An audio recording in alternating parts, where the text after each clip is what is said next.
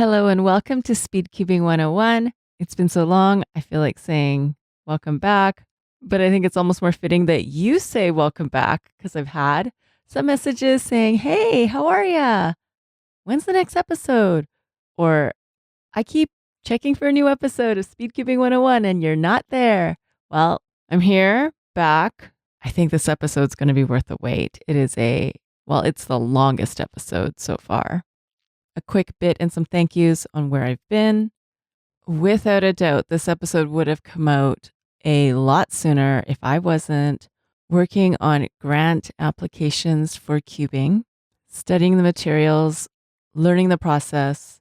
Getting everything together was like being in school again. And I know some of you right now, you are in finals.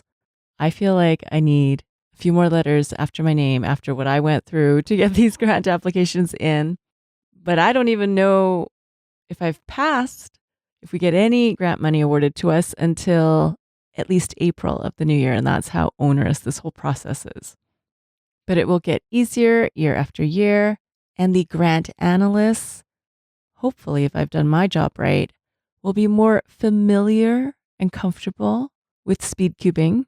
And so with that, I want to give shout outs and thank yous to all the parents who took time to write out letters of support for these grant applications. These were parents of new cubers, longtime cubers, in-between cubers. Thank you, parents. And also thank you and special shout out to the two teachers who wrote letters of support. Thank you, Jason Chan. Thank you, Madame Octavia. I was not aware that letters of support really help a grant application until I took a couple of webinars. And by then I needed to ask for these letters during report card week. And so asking teachers to do something like this during the time when they are so busy teaching and completing all the tasks for the report cards, it shows how much cubing means to them. So thank you again, Jason Chan and Madame Octavia. And thank you for your patience with the delay in publishing this episode. Quick note to everyone who has already been interviewed for a future episode. Thank you for your patience as well. And whatever timeline I gave you for when your episode would publish, please push that back because it will publish later than what I originally told you. So that gives you a hint that there are many episodes of Speedcubing 101 that you can look forward to. Okay, now to introduce today's episode. We have a stacked lineup. Not one senior delegate, two senior delegates in this episode, plus two Canadian delegates. One is also a board member for Speedcubing Canada. We have a recap of the Asian Championships. We also have a recap of the Prairie Championships. So who am I talking about exactly? Well, we're going to kick it off with senior delegate for the United States and Canada, who is also one of the key, if not the key organizer for Worlds 2025. You can probably already guess, that's Matthew Dickman. He's going to share his journey of cubing, how he started, what his first competition was, how he became a delegate, and some of the things a senior delegate does. Now, if you remember in my last episode with Yuli, in the Cube News, I gave you a heads up that an announcement about the 2025 Canadian Championships was going to be announced soon, and that it was going to be in a location where we haven't had the Canadian Champs before. That has all been announced, and I have delegate in Ontario, Canada, who is also a board member of Speedcubing Canada and a member of the selection committee for Canadian Champs. Tarandeep Mittal is here. And along with his information about Canadian Champs 2025, he gives his prediction for 3x3. Next, you will hear from the senior delegate of Asia East and Southeast, who is also one of the delegates and organizers of the 2024 Asian Championships. So you will hear a pretty thorough recap. Yi Jun lives in Malaysia, but was willing to coordinate time zones with me to be able to bring a recap of the 2024 Asian Championships for you. His cubing journey will also be on a future episode of Speedcubing 101. And finally, I will bring it back to where I am in BC, and you will hear from BC's newest delegate, although not a new delegate. Alex Mutch is on the podcast today as well. Again, this episode is going to be longer. It's going to run about an hour and a half. So prepare, budget your time, enjoy, and if you want to listen on YouTube, the episodes are available there now, including this one. So hop over there and like and subscribe if YouTube is your jam. Here we go with Matthew Dickman on how he started cubing, competing, delegating, and now senior delegating. Welcome to Speedcubing 101. I am here in the Holiday Inn Ballroom for the Oregon Championships. It is the lunch break, and I have next to me Mr. Matthew Dickman. Would you like to introduce yourself, my friend? Sure. Yeah, I'm Matthew Dickman. I am currently the senior delegate for the WCA for USA and Canada, and also one of the organizers and delegates at this competition today.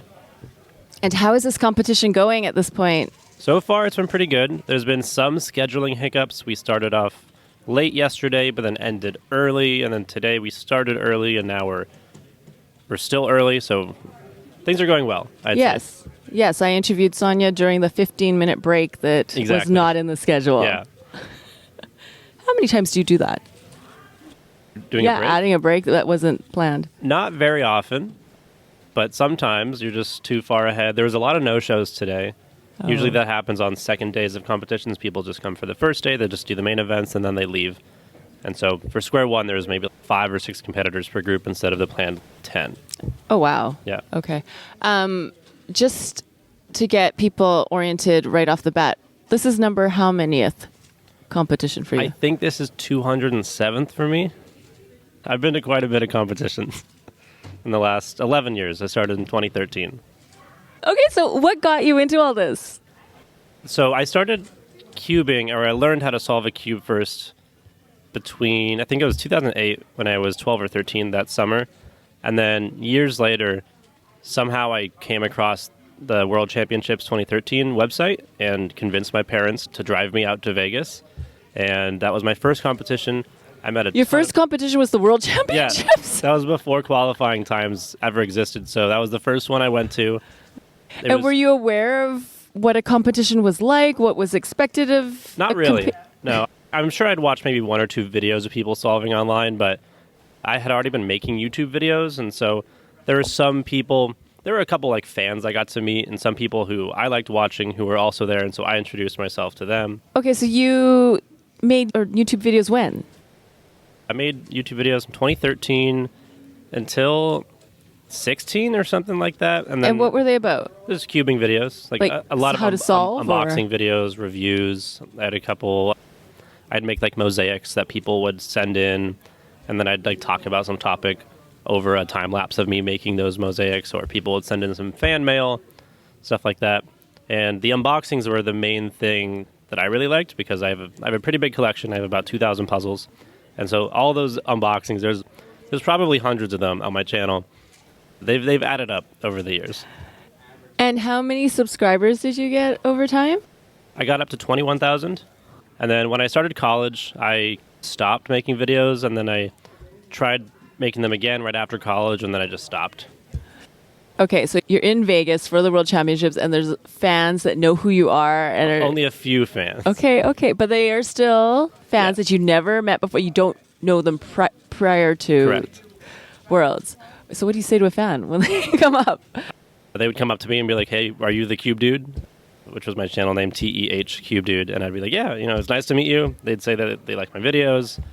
Or, then I would do the same thing to other people. Like JR Cuber was there, Red KB, a couple other big YouTubers. Are these cubers still? JR Cuber doesn't upload at all, I think. I haven't really checked his channel, but I know he works for the Cubicle.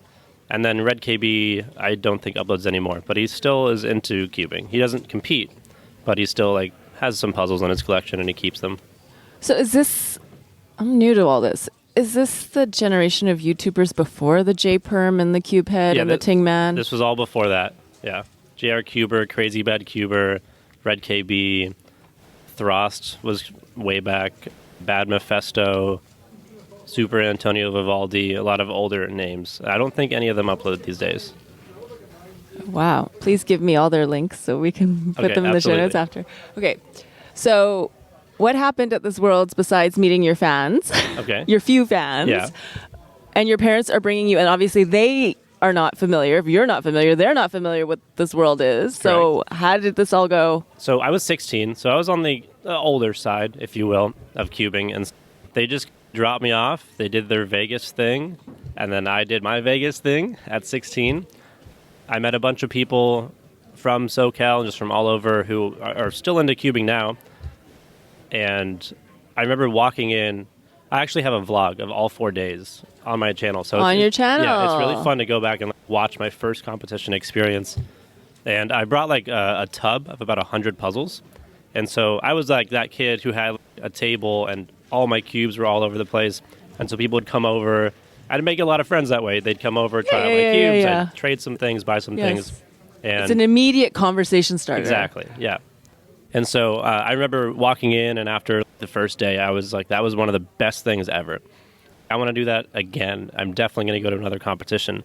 And walking out of the competition after having such a great time for 4 days and meeting so many cool people, I basically wanted to get involved at that point after the first competition. And you're 16. Yeah. I basically wanted to organize competitions for other people so that they would be able to walk out of a competition or walk into a competition and have the same or similar competition experience as I did, where they just can't get enough of it. They want to keep going to more. So what you're telling me here has nothing to do with your time. You didn't tell me your events that you were in, any of that. I did 3x3, 2x2, and one-handed. I did okay. I remember I got a penalty on a solve, but I realized it after, and so I remember emailing them saying, hey, this should have been a +2, and it wasn't. So other typical. than that, the times were just, I think I got like a 35 average on 3x3, but the social experience is always the thing that has like grabbed my attention. Definitely. Okay, so you got home. Now you're like, I want to create this experience for other people. Yeah. What did you do?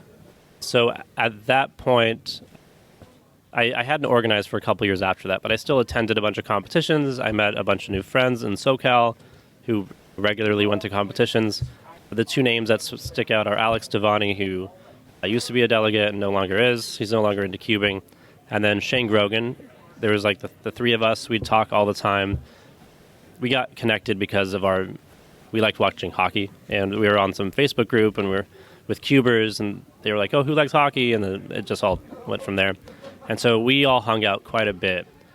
And then both of them got involved in organizing a competition in 2015. I think it was Nub Open 2015 or SoCal Super Comp 2015. One of those two, they had helped organize, and I was at their house helping out in the background. My name wasn't on the list of organizers, but I helped with that, and I always enjoyed staffing at those competitions. And then once I started going to school in Washington in 2014, I started a puzzle and chess club, and then got venues through that club on the campus, and then started organizing my own competitions. And then eventually... So from what I hear, Kit Clement had organized some at that point, but not... Exactly, yeah. So at that point, I was in Washington. Kit was in Portland doing his PhD stuff there. And so he organized a bit in Portland. There wasn't that much going on in the Northwest. And so Kit ended up taking over Oregon. And then I started to get a lot of competitions going in Western Washington, the University of Puget Sound. It was just south of Seattle. And so I started to do competitions up there. Kit would come up for a few of them, but it was mostly the Seattle delegate, Daniel Lowe, who doesn't really compete that often anymore. But he would delegate all the competitions. I would sort of take care of all the organizational tasks, just solo. And I really seem to enjoy that work. I think it's really rewarding when people leave and they clearly had a nice time, or just putting on this event and people are so happy getting their PRs. You know, you see them like jumping out of their chairs sometimes, and all their friends are so happy for them when they get good times. You never see people wanting other people to fail at cube competitions, even though it technically is a competition.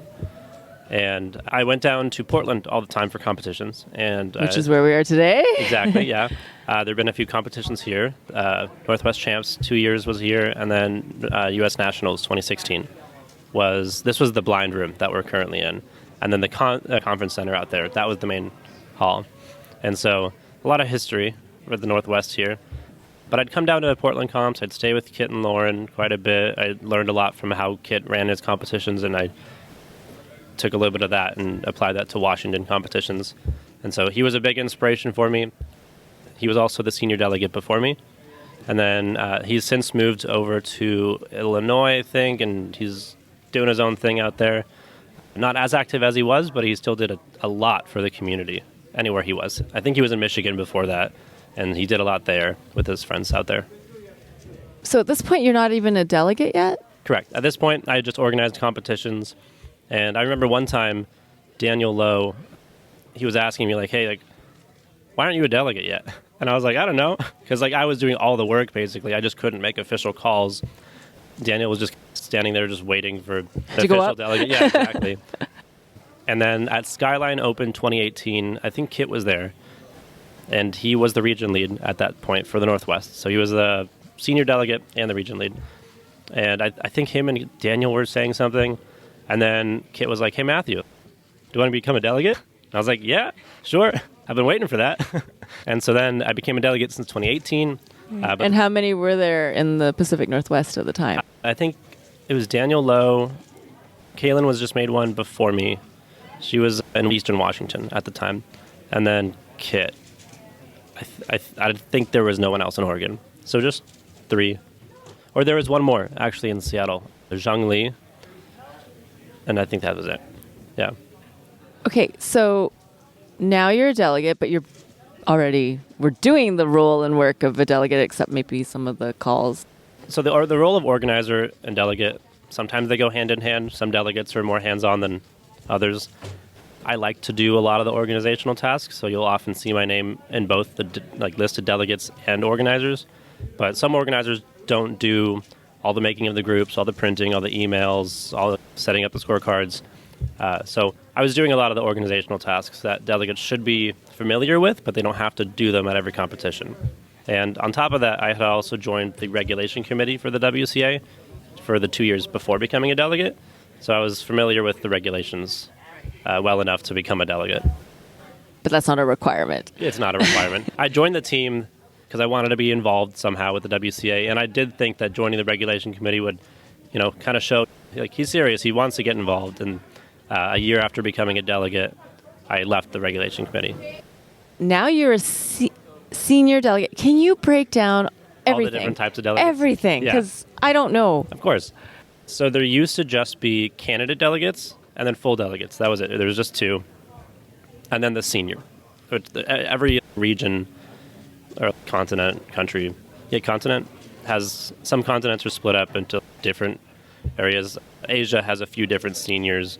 North America has just one for the USA and Canada. I think there's 1 or 2 for South America. But they overlook a bunch of different sub-regions.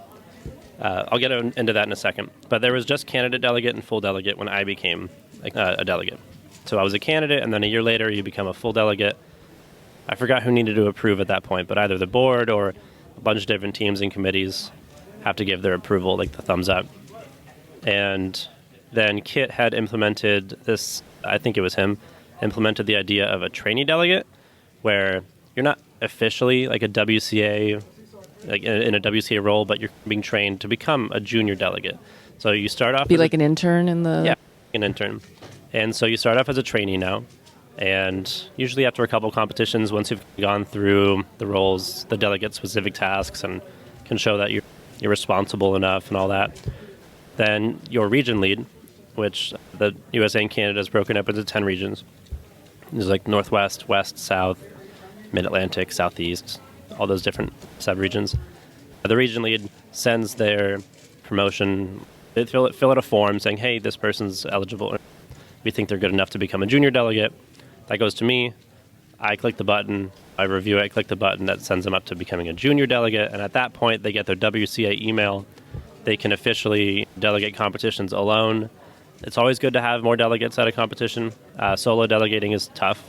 And at that point, a year later, you're eligible to become a full delegate where you get voting rights on different things. Voting rights for when the members of the board? Is that what you're saying? Yeah, members of the board and other things that come up sometimes. And so a year later, after becoming a junior delegate, The executive assistant team, they reach out to me with a list. This is a quarterly process, a list of delegates who are eligible. I go to the region leads and say, hey, do you recommend this person be brought up for promotion? If they say yes, I send it back to the executive assistant, say, yeah, you can send this person through.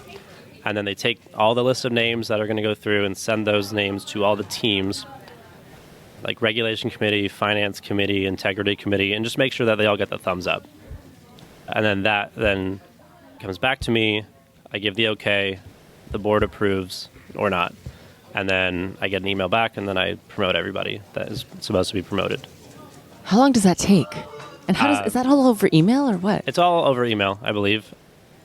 The whole process takes a couple months because all the teams have to find time. Everything is everyone's a volunteer. So everyone has to find time to be able to do this. So it takes a couple months for the first email that comes to me to the last email that comes to me with these people are approved. And so trainee delegate can potentially become a junior delegate, who can potentially become a delegate. Full delegate, yeah. Who can potentially become a regional delegate. Yeah, so region leads, there's one region lead for each region.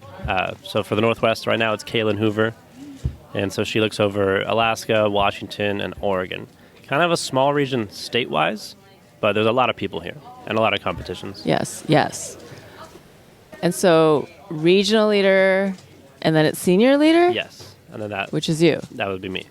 Can you say a little bit more about what your role is and what you do? And it's all volunteer time. Yeah. Obviously, you're organizing and delegating this, which is more of your delegate role, but not your senior delegate role. Correct. Tell me about the senior delegate role. So the senior delegate role, I'm involved in, I guess, the senior delegate role. Right now, it's a lot of emails. It's been a lot of emails. I've been the senior for about 3 years now. And my inbox is always full, no matter what happens. I'm sure I can throw in some filters there to help with that, but it's a lot of keeping up with competitions that are happening in all of the region, checking in every now and then on the other regional leads. If there's ever any incidents, someone needs to be demoted because something happened, or, hey, I have this issue with this person. What are your thoughts on this situation? They'll come to me, and I'll give my input whenever I have time. That's honestly the main thing, is just making sure, putting out fires if any fires need to be put out throughout the USA and Canada, and just making sure everything's going well. Okay. So you said over 200 competitions. I'm sure so many memories. Which ones stick out most? Is it even possible? There's a few, yeah. Okay. My first one sticks out for obvious reasons. We got the whole thing started. Some recent-ish ones that stand out. Sleepless in Seattle. That was the largest ever 24-hour comp. And then I did it again a few weeks ago in LA called La Land. And that one, I think, was bigger than the other one. So at this point, I've done the two largest 24-plus hour competitions, which are absolutely brutal. Do you know there's a 33-hour on the horizon? I think there is some issue with that. I think the site was taken down. I think they're reworking the schedule or something with that. I think it was the first. Okay, what is the... Why do people want to do that? Yeah. I don't know. I think they just want to challenge themselves. You're also young. I guess it's the thing to do. All these kids, they want to pull all-nighters. We had, I think, 243 people in LA. It was the biggest competition of the year in SoCal, actually. Bigger than Western Championships, because we had to cut the competitor limit there. And so how young does it go at this, and how old in this 24-hour? I think it was 7 years old to 50-something. And some people, picked certain events. They planned around sleep. Some people did sleep, some people didn't sleep. And where are they sleeping? I usually like to... On the solving stations could you wrap up what you're doing? We're about to start 3x3 round 2. I usually like to plan around having the venue at a hotel so people can sleep at the hotel. Okay. Because we're about to start the group photo, which I'm making us do. What are your wishes or dreams for the WCA? And then we can go. I think the biggest thing I'd like to see is...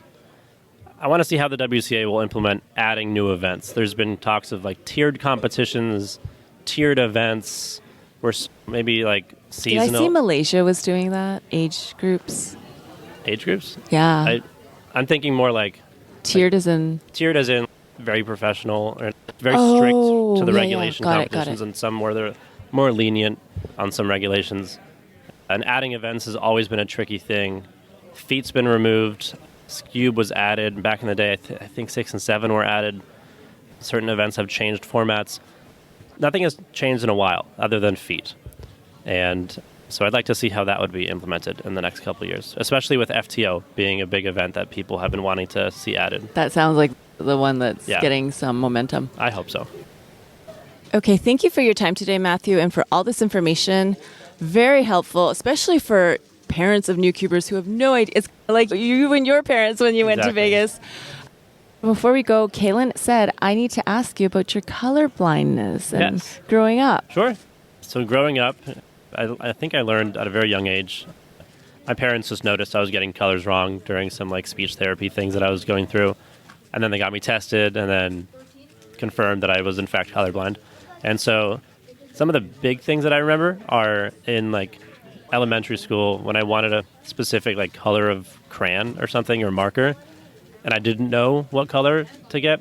For some reason, I was embarrassed. I didn't want to tell people. So I'd tell people like, oh, I bet you can't get me the blue marker. And then they'd bring me the blue marker. And I don't know what I was trying to get from that.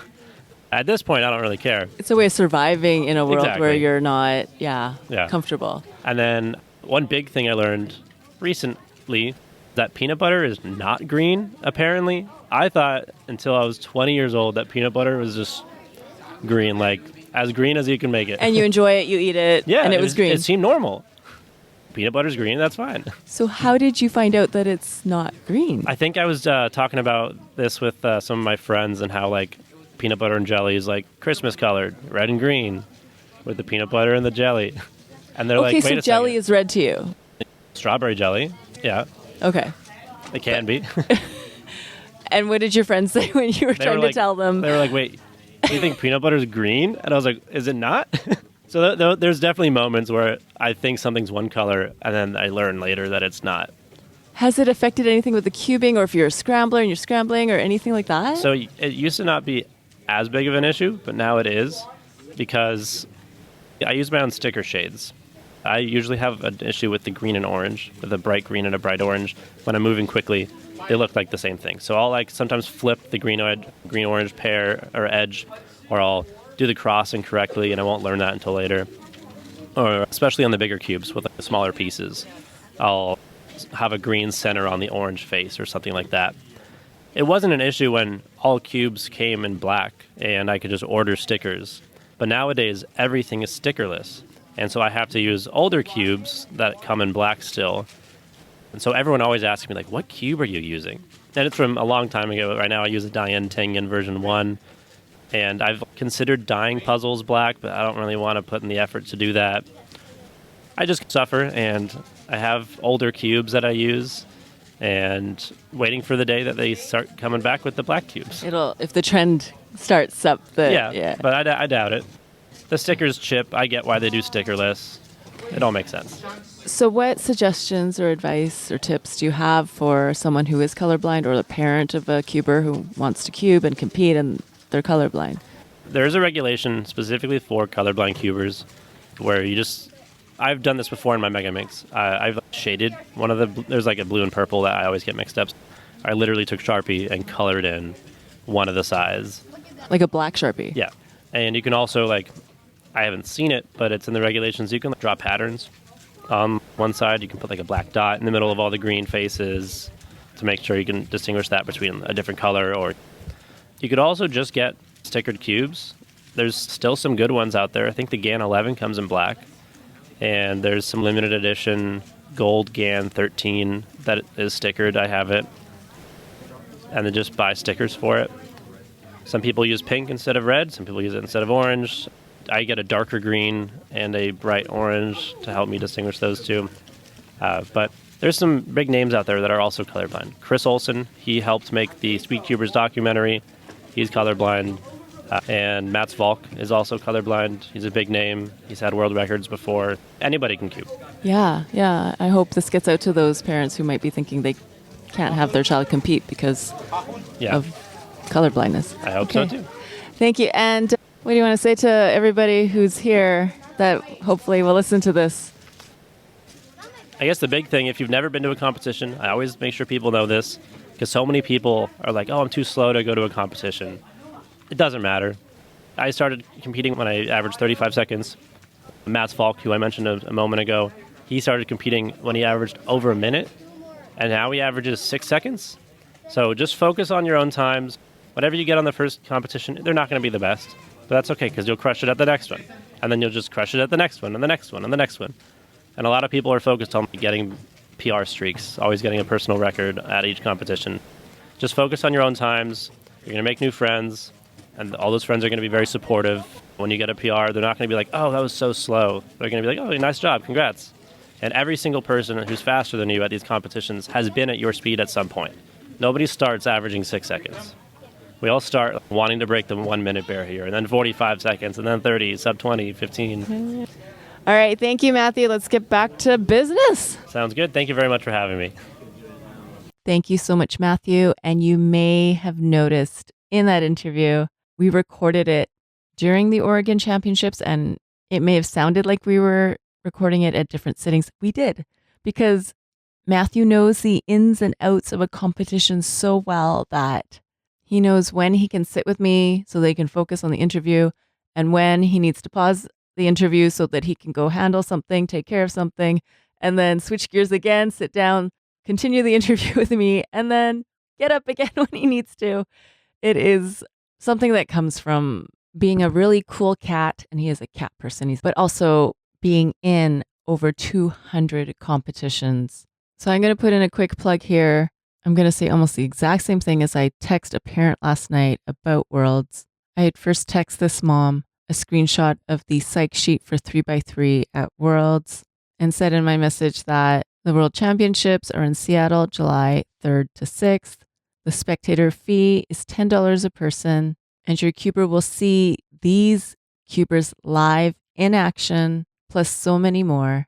Again, Matthew Dickman is one of the key organizers for Worlds. Now you know him better, and I think you can get a sense of the kind of championship he wants to bring.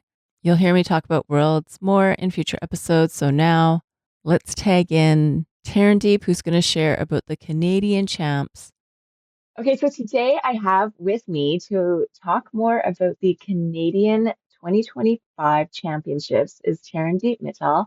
He was part of the selection committee for this Canadian champs. So hello, Tarandeep. Hi, nice to see you again. And my first question though is, do we call it Nats? No. Because in the States, I hear Nats all the time. Yeah, so here it's called the Canadian Championship. This is also a change from before. So our previous Canadian Championships were actually called the Canadian Open. It's harder to call the Open because there's limited space and we might have qualification time. So in 2023, we made the change to Canadian Championships.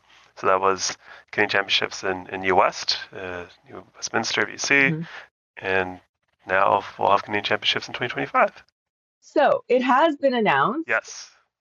Let's hear the deep. Yeah, okay. So we haven't published everything online as of yet, but our next championship in 2025 will be in Montreal, Quebec. I'm sure you've heard of it. Yes. Yeah, so it's great. So we started, or our last championship was out west in 2023, so we're going back east to Montreal. It'll be July 24th to 27th, 2025. So it'll be after World Championships. It won't be the same weekend. And yeah, we're excited to see everyone there. We want to make sure this is one of the biggest, if not the biggest, Canadian Championships we had or have had ever. Wow. It'd be great. Yeah. And so where's the venue? What's the venue? Yeah, so it hasn't been announced as of yet, but I will.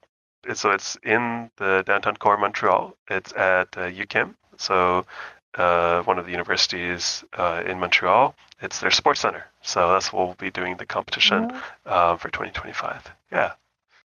And are there hotels close by? Yeah, so we're figuring out some details right now.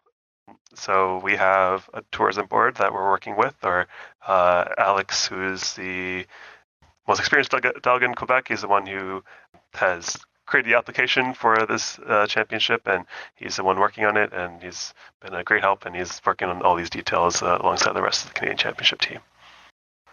And just correct me if I'm wrong, this is my understanding. So for Canadian Championships, it will have all the events, all the way to multi-blind, and you can be a first timer to compete at Yes, Canadian Champ. so that should be the case. I don't have the full details on that as of yet, but that is my expectation, is that even if you are a first timer, we won't have qualification times on 3x3, 2x2, Skew and Pura, most likely. So it'll be the same as the championships in BC, where even if you are a first timer and you want to get involved and compete, you should be able to. And when does registration open for the Canadian Championships? Yeah, so we have a couple of things we need to manage first. So that includes finalization on our venue booking, as well as some additional details, like he's talked about lodging and whatever else. So once we get those finalized, we'll make sure to announce thereafter. The goal is the start of next year with the WCA page posting before that. So that's our goal. Nothing finalized as of yet, but that's what we're looking towards. And what is the competitor limit? Yeah, Have you so set that? right now it's 400, may go higher. So we are being conservative to start based off what we know of the venue so far. But if that changes, that number will only go up. Do you remember? I could look it up. How many competitors were at the last one? Yeah, it was only around 250, something around that number. So we're definitely aiming for a lot more this time around. We definitely think we have the capacity to have more this time around as well. We're close to city centers of Toronto, Ottawa, we're in Montreal, closer to Atlantic Canada, and a lot of folks will also be coming out from the West Coast. I hope. I think so. Hopefully yourself included. Well, yeah. They know about it now. Yeah. So yeah, I definitely think we'll be able to hit higher than last year or the last iteration of this as well. And is there opportunity to volunteer and help out? How does one find out about that? Yeah, so once we have the WCA page posted, we'll also have a staff application similar to our previous championships. Yeah, we'll have a form for everyone to fill out, and they can do that there once it's all ready to go. And if somebody wants to, just trying to think, like, what can someone do to, like, besides just keep checking the WCA? Is it the Speedcubing Canada email list? Yeah. Okay. So I would say the best place always for competitions in Canada, if you go to Speedcubing Canada social, so Instagram, Facebook, we post everything there. We also have a newsletter. So if you go to, I know this is the case in Ontario, I'm not sure about other places, but we do have a mailing list on our WCA pages for Speedcubing Canada competitions, and anyone who wants to find out more information, they can sign up for the mailing list, and you can find out more information there. So we'll make sure to have an email in your inbox. And do you want to do a prediction? Okay, prediction on what? What am I predicting? Winners? Obviously 3x3 for one.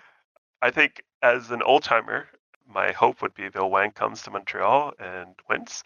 But I need to convince him. I've seen that name. Yeah, so Bill Wang was he was a North American record holder for 3x3 average for a very long time, very good 4x4, very good all around. Good friend of a lot of us, I would say, or at least we know him well. So I'd like to see him come back and one last time be the Canadian champion.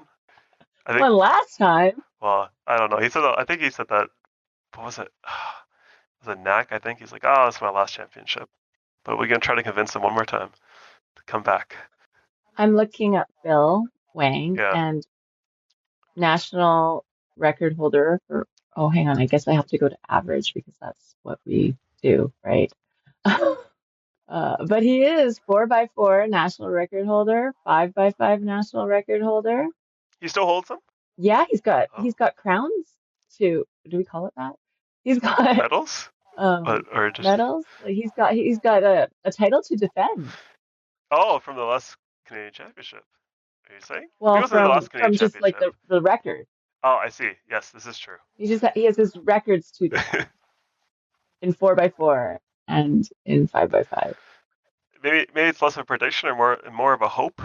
I hope that he comes by and shows that he still got it. What do we call that? The sentimental favorite? Yeah. Yeah, but I think as a side point, and obviously we want to support our local competitors, and Brendan Lidd, Morgan, Ryan Wu, Stanley Wang, and Kyle, Aaron Shireen. Well, anyone in Ontario. Oh, it's like that. Okay, well, Ethan Rusnak.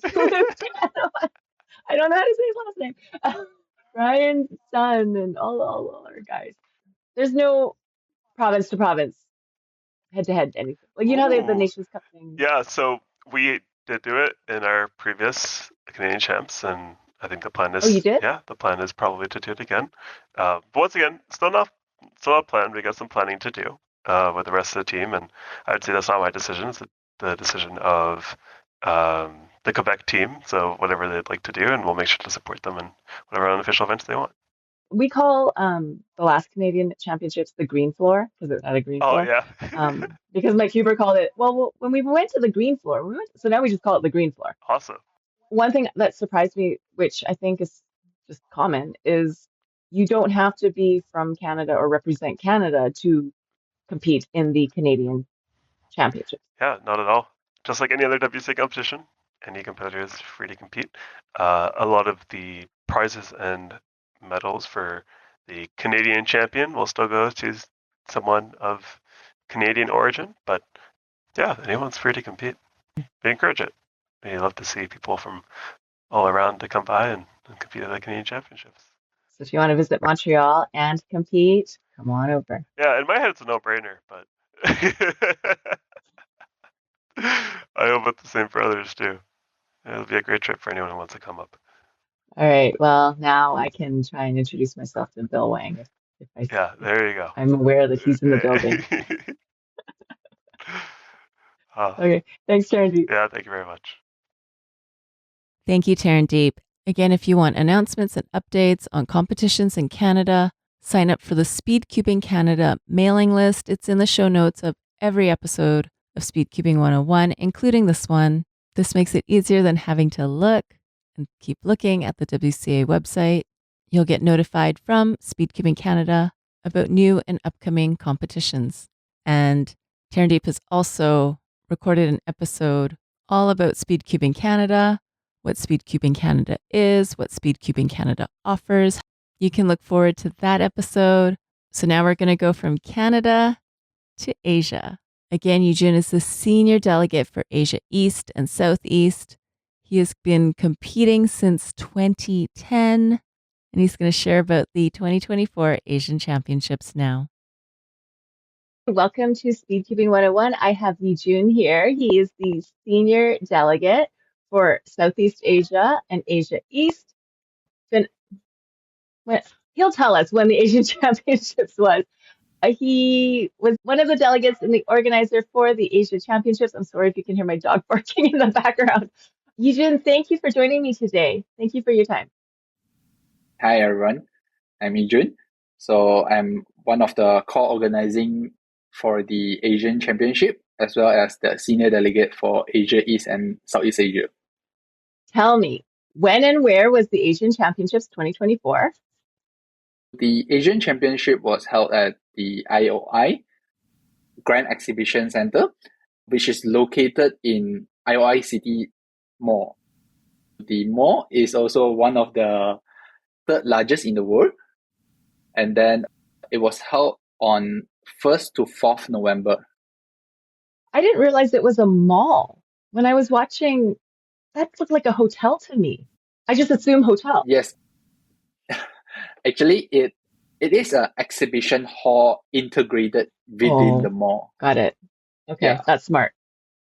And how many competitors, how many events did you have? We have in total 653 competitors registered for this competition. But at the end, we only have 560 turnout to be the actual competitors for this event. Yeah. And we have in total 17 events. Yeah, all the events. Were the multi-blinds also in this exhibitor hall or in a separate section? It's at the same hall because in this exhibition hall, we only have the grand hall, which is the integrated of two, the hall 1 and hall 2 to be combined as the grand hall. Yeah. So all the blind events, all the viewers move, all will be conducted within the hall. So you were able to get everybody in this big hall to be quiet? Okay, so because on the first day, we expected that we have lesser competitors than on day 2. So before we begin all the blind events, make sure that the MC make an announcement to make sure that all the audience try to keep the noise to be as minimal as it can. And then we also, during the blind events, we try to restrict people from more people getting in. Yeah.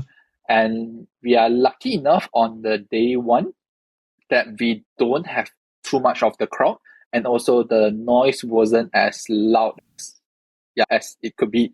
On day 1, I would say it's peace and easy. Okay, that sounds good. It sounds like the mall noise didn't even come over either, which is wonderful.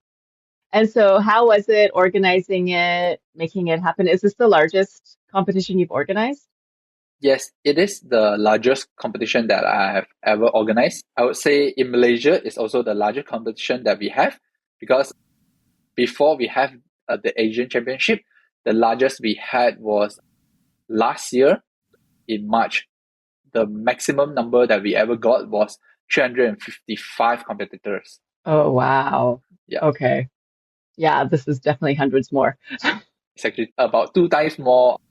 When we received the registration, it's about 2 times more. And what were some of the top results from this competition, the Asian Championships? Okay, so for the top results, we have gathered quite a few of them. So we have multiple world records breaking, Asian records breaking through.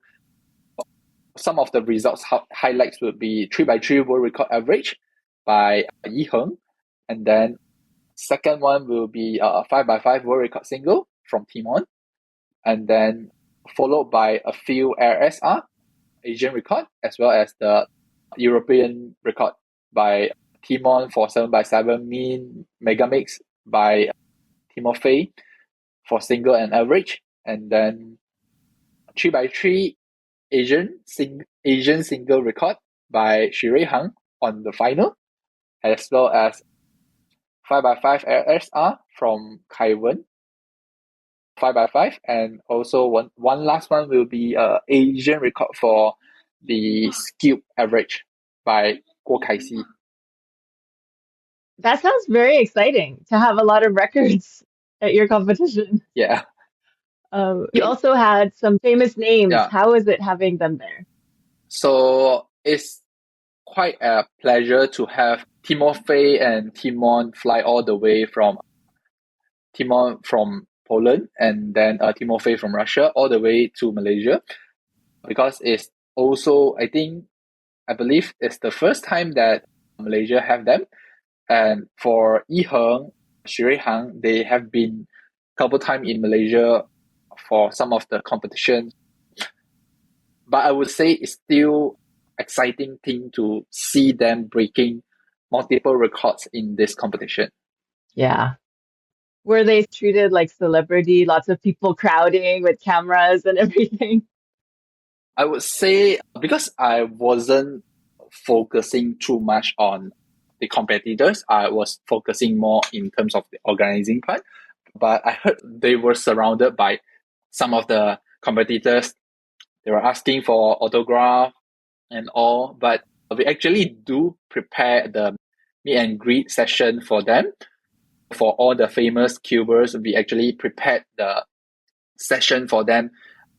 Even in our handbook, we did told the competitors try not to disturb the competitors whenever they are practicing, because they needed time to practice for the competition. So yeah, they need time to focus, but unfortunately we do not have the extra areas for all those famous cubers to have the resting area and all.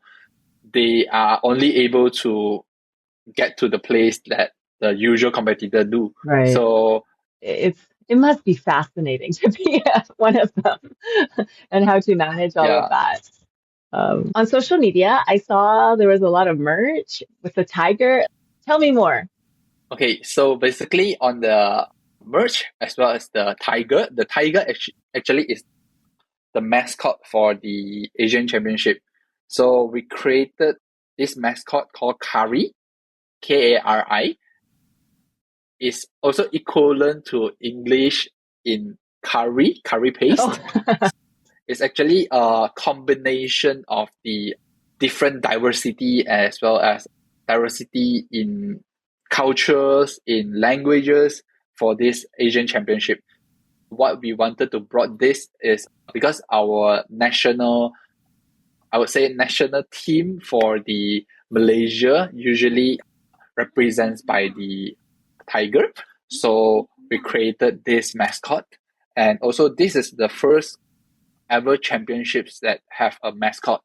And we try to replicate how Olympic did, SEA Games did. Yeah. So we created the mascot and we hope that this mascot could represent the Asian Championship and make everyone remember this mascot.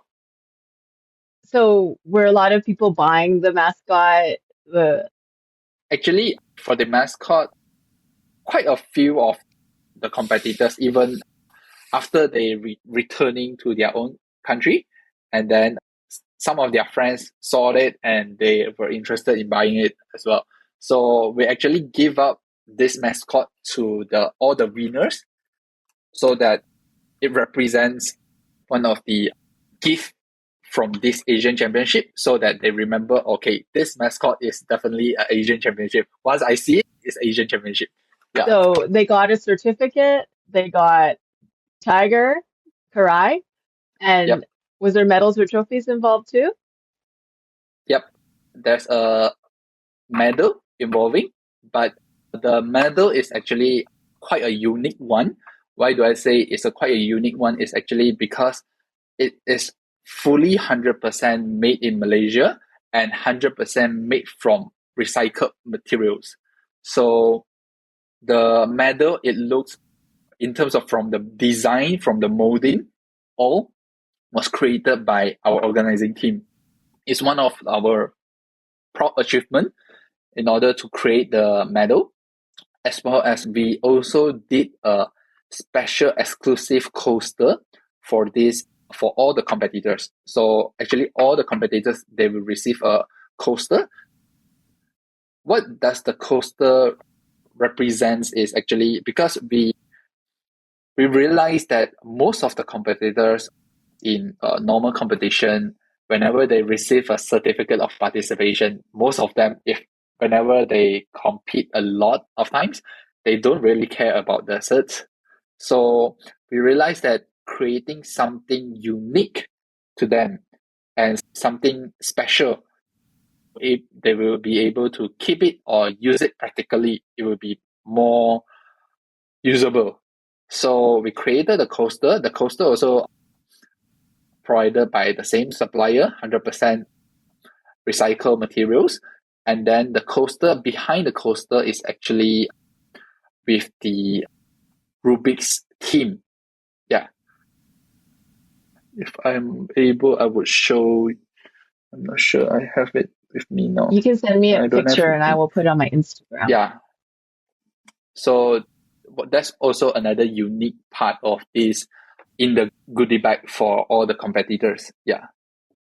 So inside the goodie bag, we have a folder because we realized that giving out goodie bag is normal. So we wanted to give a folder so that competitors can use it practically, even keeping all their certificates in the future. And then we have the usual one, competitor name tag, grouping, lanyard, and we have the wristband in order to access to the. And then we have the pen, which is handy for collecting the autograph. And then we have a cube cover like this. Yeah. Nice. So it's quite a unique one. And then we have the coaster. We have another the bookmark with the curry theme as well. And then we have another one which is a snack sponsored by one of our sponsor, Mami. Wow. Sounds good. So if you weren't competing, let's say it was me, I'm a parent, would I get a wristband or do I have to purchase a ticket or how did that work? Okay, so the wristband is I would say it's compulsory for all the competitors as well as spectators. For competitors less than 18, it's compulsory for them to purchase another spectator tickets, because all competitors below 18 should be accompanied by guardians or parents. We'll definitely get another one for them already. Yeah.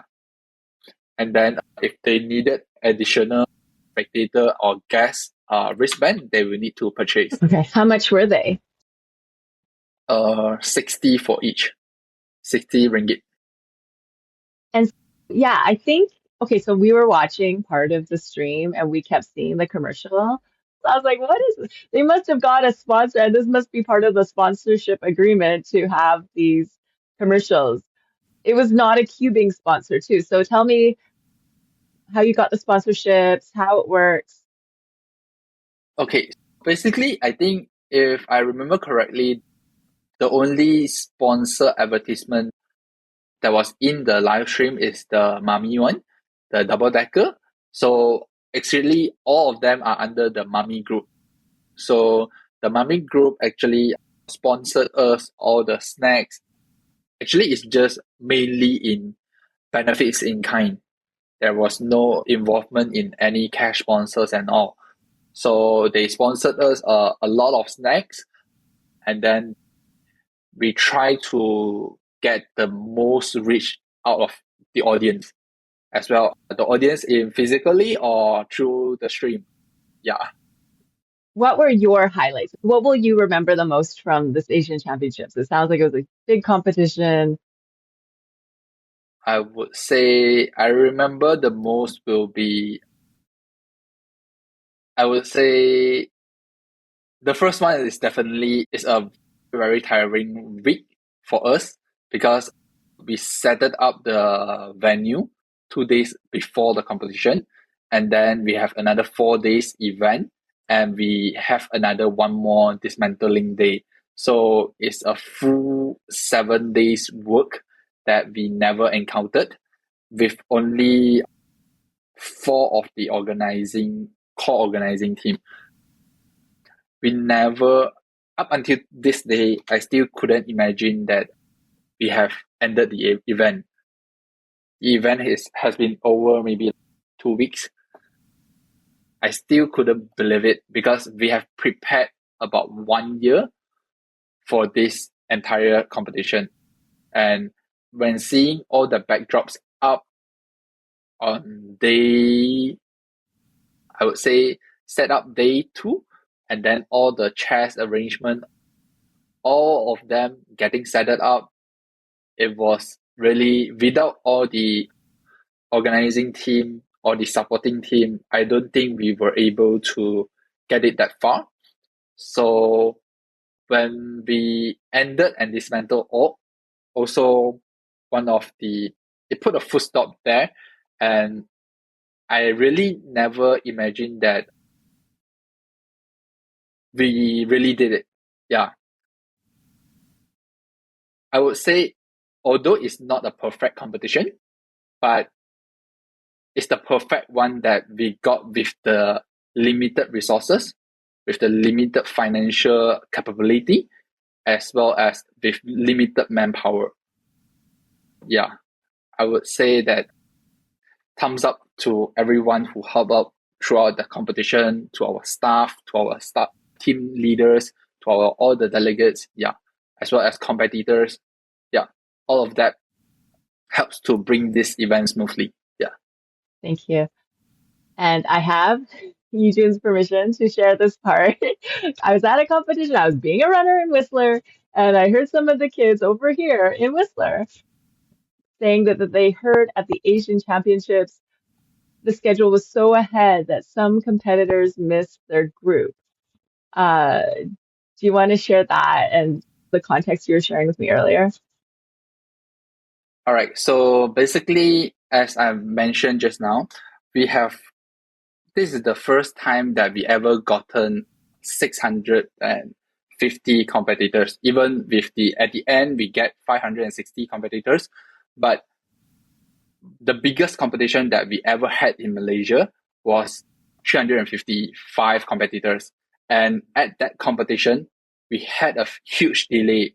Our scheduled time for that competition was initially ended at 10:30, but at the end we ended at 12 a.m.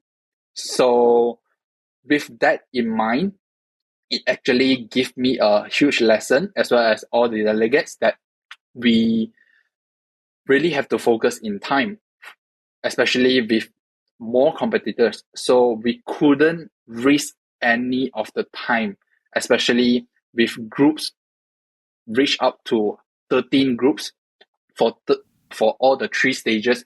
We have total 33 groups in total. So how are we going to make sure that with no experience prior, how are we going to manage it? That's the reason why initially during the pre-planning stage, we have the schedule in mind that it might vary, maybe plus or minus, it might delay or it might be advanced about 30 minutes. We put a 30 minutes buffer time, then we make all the information cleared in the website, in the competitors handbook, in the email, pre-competition email, so that all competitors get notified about this. And then we do understand that some competitors might not be reading all of them, so we even make announcement throughout the event. With this in mind, because with only, for example, just 3 minutes delayed for 3x3, we might be ended up having maybe 1 hour delayed already. So even with the additional time that we advanced for the day 2, we might not be able to catch up at the end. So what basically does for the day 1 is, on the day 1, we were very delayed, especially in the multi-blind events. So we were delayed by quite a few incidents, and then we wasn't able to catch it up at all at the end of the competition.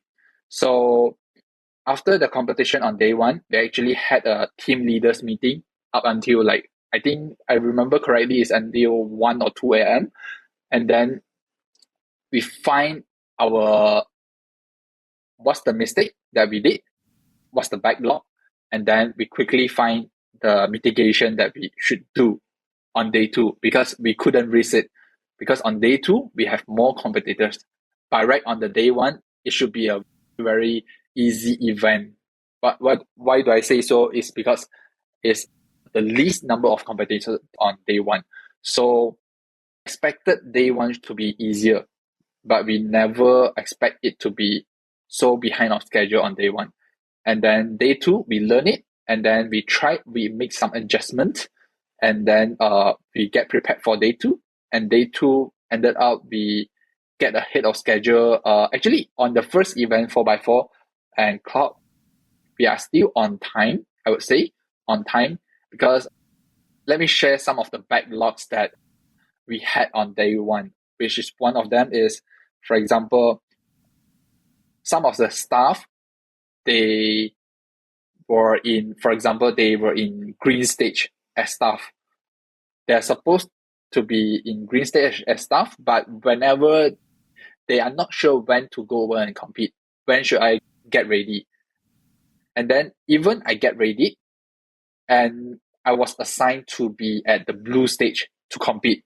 So blue and green is like totally opposite sides. So when you want to go to blue stage and compete, you have to go all the way to the blue stage and compete. Whenever you go to a blue stage and then there's a backlog at the blue stage, which means whenever green stage needed the staff and have a staff shortage, then the staff is actually waiting at the waiting area or competing on the first off. So this is a huge backlog on the day 1. So we quickly adjust some of them, and then we even have additional 2 groups for staff so that the staff know when to compete. So on day 2 onwards, we actually have the staff team to compete either on the very, very first group or the very last group.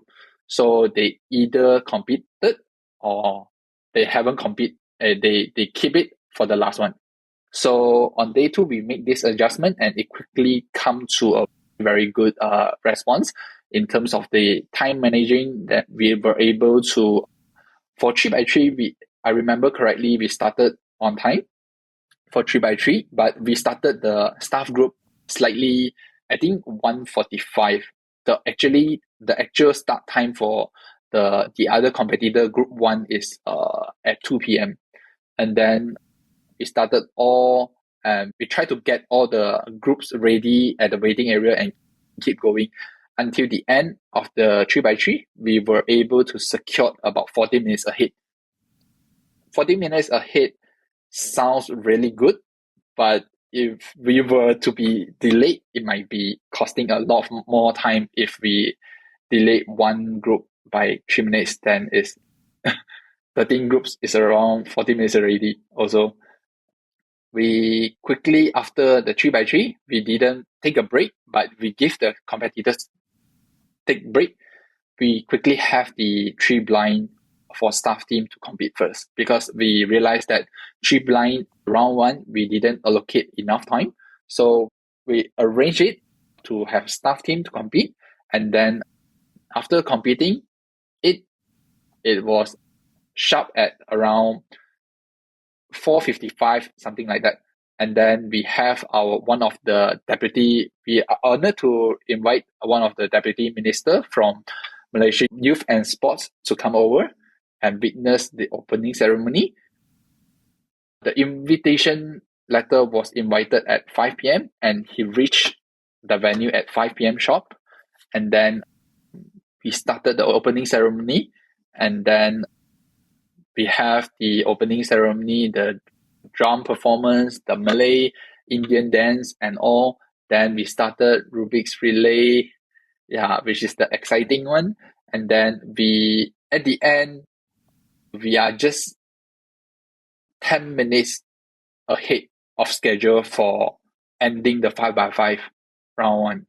So just imagine if we didn't, for example, if we didn't run the staff team for blind, or we don't have any ahead buffer time in the beginning, it might be ended up, we might need to delay the schedule a bit, or we might ended up needing to postpone the 5x5 round 1 to the next day, which is the worst scenario.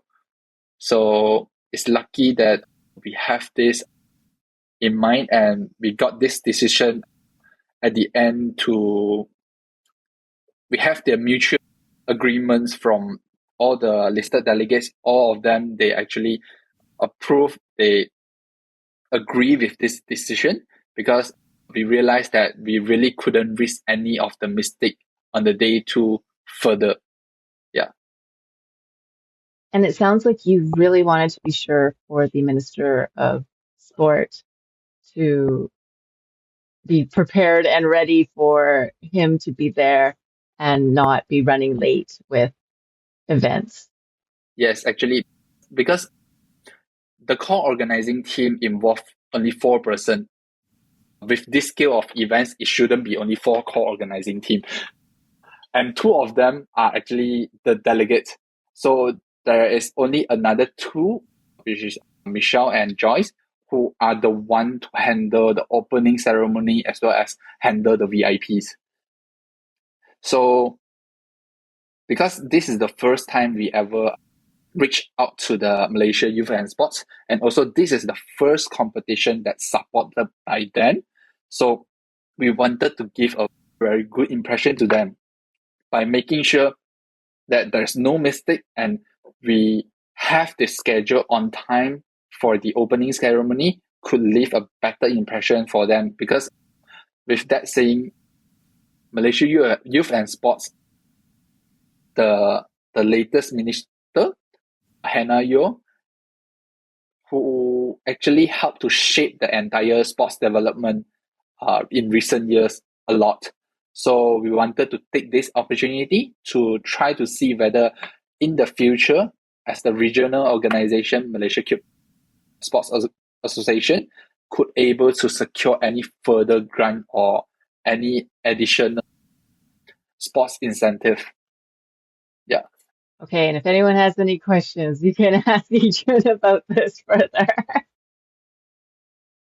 it's a very tough choice at that moment, because I believe that definitely there will be no organizers that wanting to disqualify any of the competitors, because we wanted to have this competition to have more people, more fun.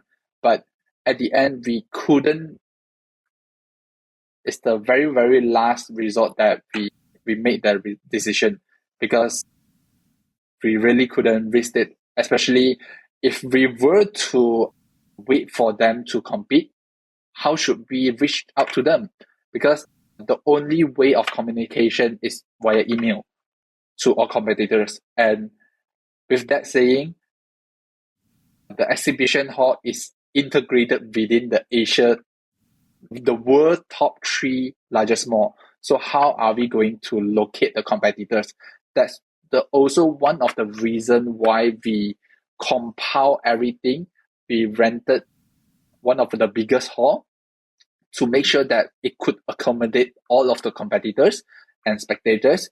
And we try to have a few activities at the foyer so that competitors are just within the exhibition hall and not outside of the exhibition hall.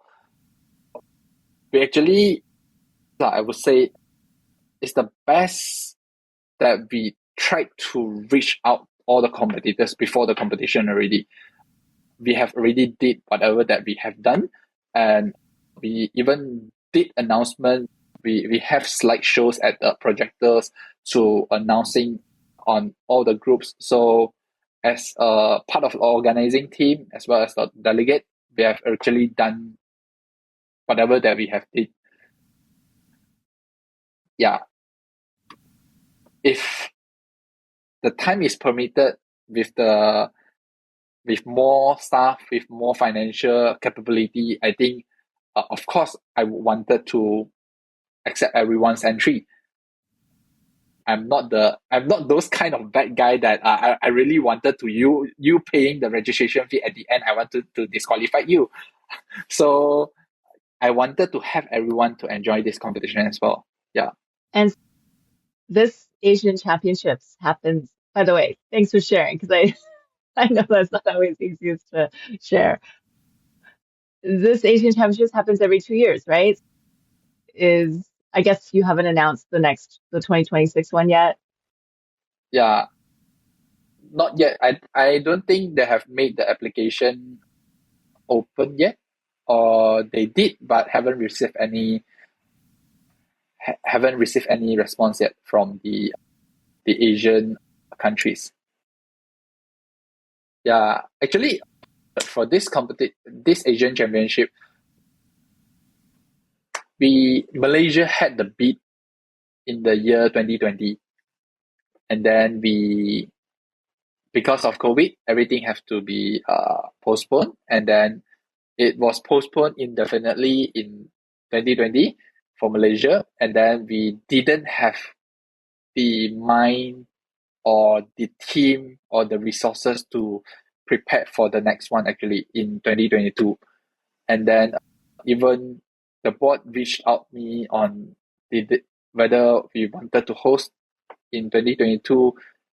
At that point of time, we don't have the team ready, and then at the point of time, Malaysia had the highest COVID cases during that time.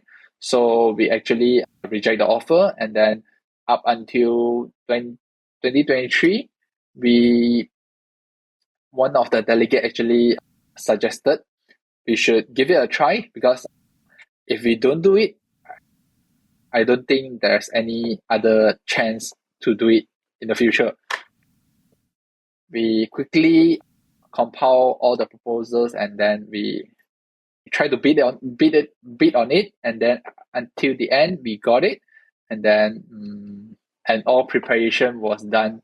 I remember we have the announcement made about the Malaysia got the bidding is about around end of January, and then we only have 10 months to prepare for this event.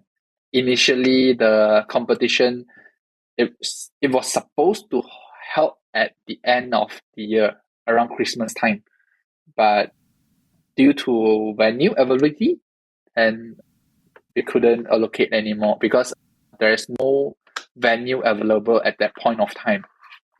Yeah.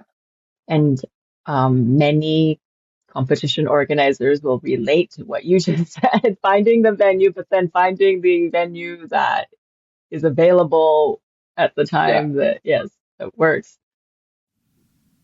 With this skill, it's hard to find the venue, as well as with the limited of funds, it's really hard to find a good venue. If we have more funds, of course, we wanted to go for the center, for example, KLCT Center or MyTech. But at the end, due to the funds availability as well as the time availability, we are forced to, at the end, we could only get this venue, which I think is also one of the best choice that we could ever get. Sounds very convenient location. If it's one of the top 3 malls in the world and you can easily just go and experience that when you're not competing or during the breaks. Yes, it's definitely one of the unique location because it's within the mall, and then nearby there are 2 luxurious hotels, and then there are quite a few hotels nearby as well as Airbnbs and all. So it's a very convenient place situated. It's just that the mall isn't located right at the center of the city center. Yeah, that's the only downside. Can I ask, since it was at the mall, did you get people curious, asking questions, and maybe even paying for a ticket to come in? Yeah, there are actually quite a few of them. Because when the entrance, once you enter the entrance of at the hall, you reach to the foyer. The foyer we have registration. So quite a few of the spectators, they thought that, oh, this event, can I join right at that spot? And yeah, they were quite curious about this. So they actually try to peek at the entrance and see what's going on and all. Some of them actually did. I heard quite a few of them, they didn't join this competition, but they actually bought the tickets just to come in and watch the entire tournament. Yeah. Good exposure for cubing and a cubing competition. Yes, actually. Imagine your first time observing a competition and it's this big. Yeah. Okay, thank you, Yi Jun. Sorry, am I saying it right? Yeah, correct. It's the same thing when I'm a runner and I'm trying to get the names of the competitors right. Thank you for your time and all the best over there. Thank you. Thank you so much. Thanks for having me. Thank you, Yi Jun. I appreciate your time. And I also want to give a special thank you to Dayong for helping coordinate the interview with Yi Jun. I have posted on my Instagram the recap video that Yi Jun and his team made of the Asian Championships. I will also post some of the different items that were given out during the Asian Championships. My Instagram is CubeMomOfficial. Again, that's CubeMomOfficial. Okay, bringing it home today, I chatted in person with our BC delegate, Alex Mutch. He covered the Prairie Championship, so that's a recap, but he also shared about an upcoming, it's the 10-year anniversary competition for Alberta Cubers. So you'll hear how they got things together for that first competition and made it happen. If you're interested in registering for this special event, registration is open until December 18th. So if you're listening to this right around the published date, you have a few days left. Let's hear from Alex now. Welcome to Speedcubing 101. Today I have Delegate Alex Mutch to recap the Prairie Championships that just happened. Hello, Alex, and welcome to your first BC competition as a BC delegate. Is that correct? That's correct. Thanks for having me. And okay, tell me all about the Prairie Championship you were delegating and organizing. In a sense, yes. It was a little difficult because I actually got a job and moved to British Columbia in the middle of planning Prairie Championship, so I wasn't as involved as I usually am.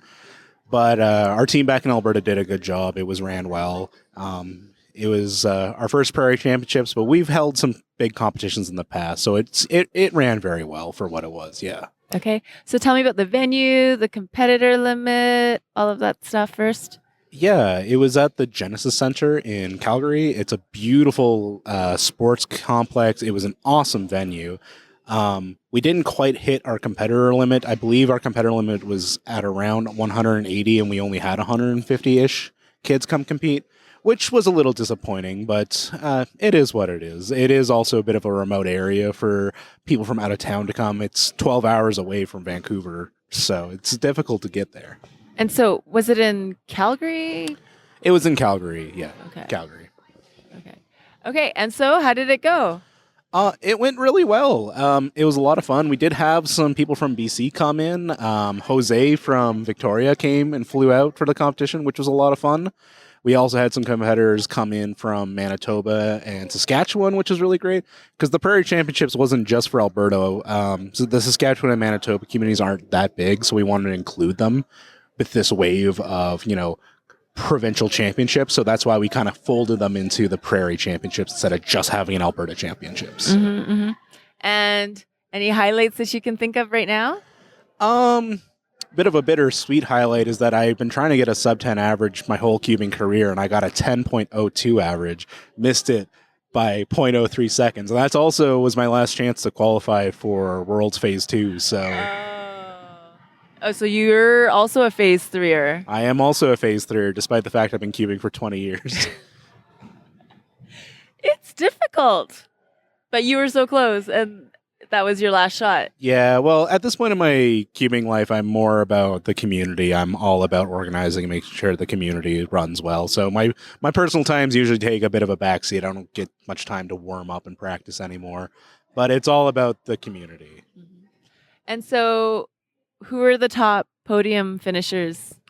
Kyle Santucci was the overall winner of the competition, but we had almost every WCA event. We just didn't have FMC or the blind events. So Lucas Kuchai was another big name. He took Mega Minx. He's the Mega Minx national record holder. He's getting really fast. He's getting really close to that North American record. So we're hoping for him. We hope he'll get it someday.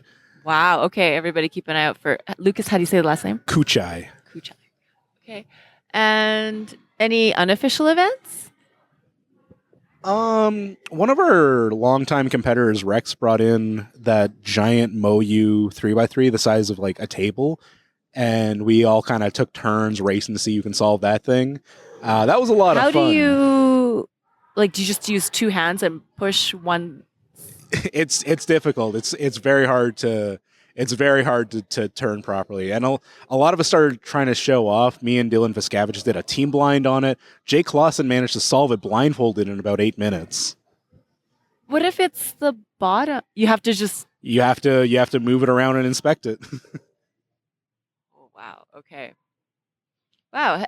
Is that the only one you've ever seen? Like, this must not be a common cube. No. It's funny, when we did the Drumheller competition, the guy who owned it, Rex, threatened to bring it on top of the giant dinosaur in the town, and they wouldn't let us. So that's the Prairie Championship. Can you tell us about an upcoming special competition for Alberta? Yeah, we have a very special competition coming up on January 3rd to 5th. Very near and dear to my heart. Me and my friends, Theodore Chow, Mark Nye, and Zach Goldthorpe, we started Alberta Cubers over 10 years ago. There were no competitions outside of Vancouver and Toronto for a long time, and we were trying our best to get competitions. We finally got our first official competition, the Edmonton Winter Open 2015. So we planned this competition, Alberta 10th anniversary. It has almost all the events. We're really, really proud to have it. We have lots of unofficial events planned, a lot of fun bonuses. My friend Orion Donovan does this thing in these competitions where any kid who beats him by one spot gets a prize. It's called the Orion Bounty, where we always love to do that, the big competitions. And the prize is a bag of candy, notably Skittles. We didn't have a lot of money when we were first starting Alberta Cubers, so all our prizes were Skittles. We just bought it with our own money. And are all four of you going to be at this one?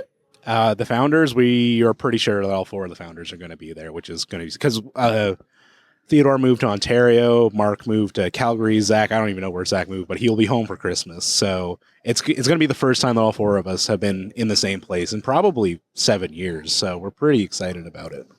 And can you actually share a bit about that first competition almost 10 years ago now? Yeah, it was, I think, maybe 13 people in Theodore Chow's high school in a side room. We got to the venue and there were no chairs. We had to go steal them from the band room.